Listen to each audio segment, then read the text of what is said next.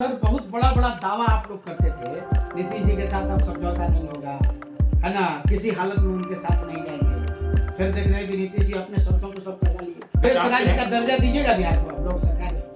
125 लाख करोड़ की जो पैकेज की घोषणा प्रधानमंत्री महोदय ने की थी, उसमें से कुछ राशि आई है क्या?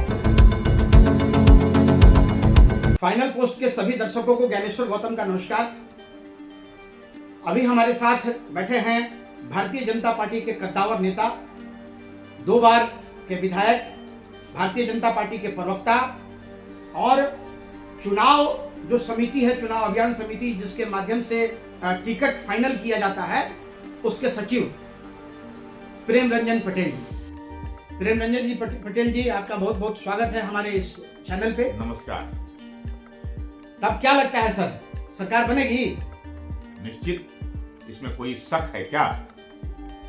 वह मोदी जी के नेतृत्व में चुनाव लड़ा जा रहा है, देश के प्रधानमंत्री हैं और वो भी दुनिया के सबसे पॉपुलर व्यक्ति इनको कहा जाता है। सर सब जगह मोदी है जी। मोदी जी के प्रधानमंत्रित्व का आज जो है सिर्फ दुनिया में सभी जगह चर्चा हो रही है। देश की बात मैं नहीं कर रहा हूँ, देश में तो जो है सब लोग कायल हैं उनके, सब लोग इच्छा और आशा के प्रतीक बने हुए हैं।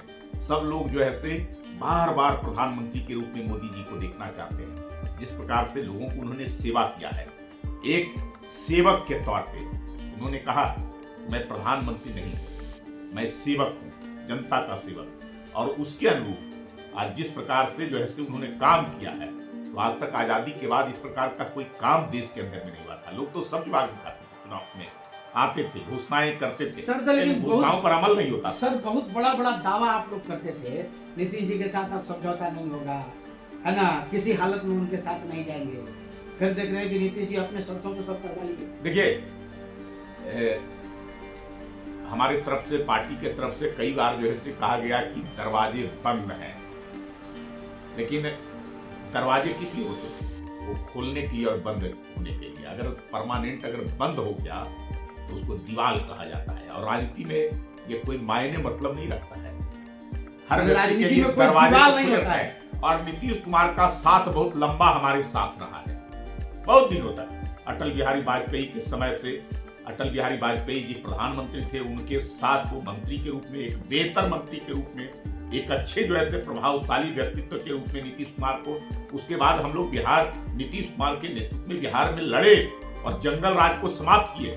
बिहार की जनता जो त्रस्त थी, जो जंगल राज जिसको कहा जाता था, भयभीत आक्रांत लोग जो है, और उससे मुक्त कराने का काम नीतीश कुमार के, कानून के साथ, कानून का शासन चलाने का जो है, न्याय के साथ विकास, हम लोग कानून का राज स्थापित करने का, ये सब हम लोगों ने किया।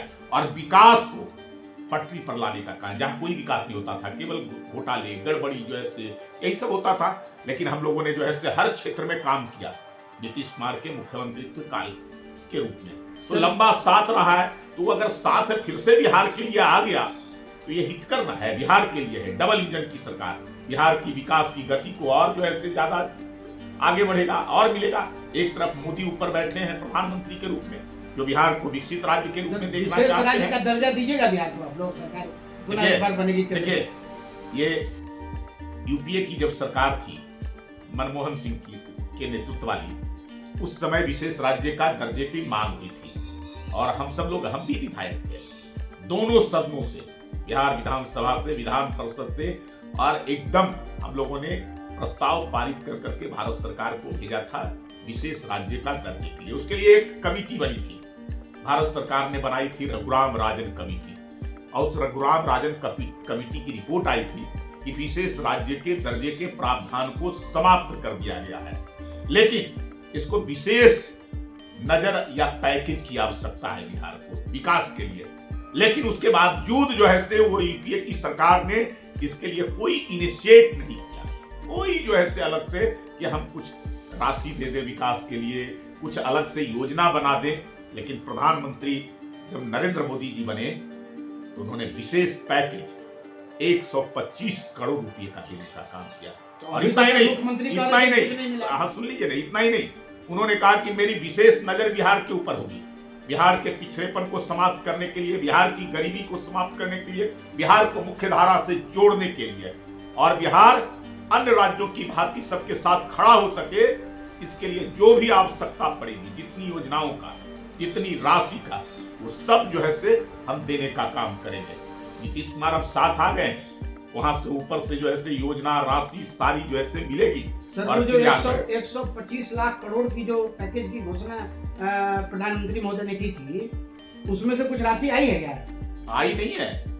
उसमें 125 लाख करोड़ की जो राशि थी, उसमें 54,000 करोड़ का केवल सड़कों के ऊपर था निर्माण के लिए, चाहे वो 4 लेन 6 लेन की सड़कों का, उसके पुलों के निर्माण के लिए।